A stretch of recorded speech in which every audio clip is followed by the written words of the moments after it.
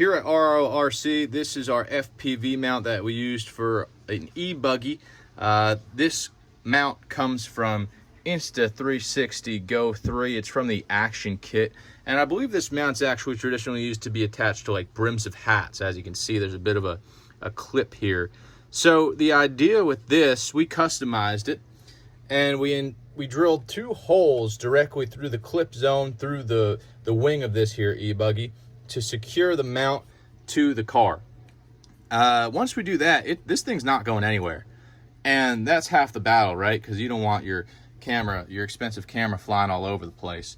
And then the next step with this, and this is really a reason why I bought this here action camera compared to a GoPro, it's not the same size.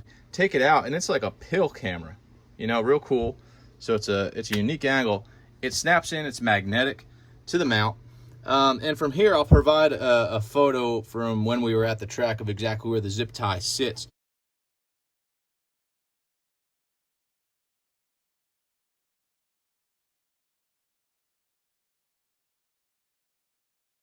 But you can kind of see there's a bit of a slit between where the clip is of the mount and the actual holding case for the camera. So you're able to run a zip tie through there, just one of them, and it holds this camera in place. And the cool part is, you know, this mount, you can move it up and down, a variety of different angles until you get it where you want. Basically, we have it set to like the lowest setting or so.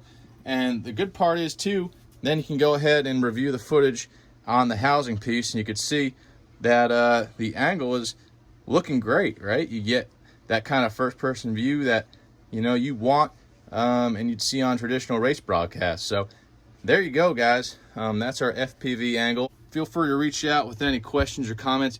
Thanks for watching.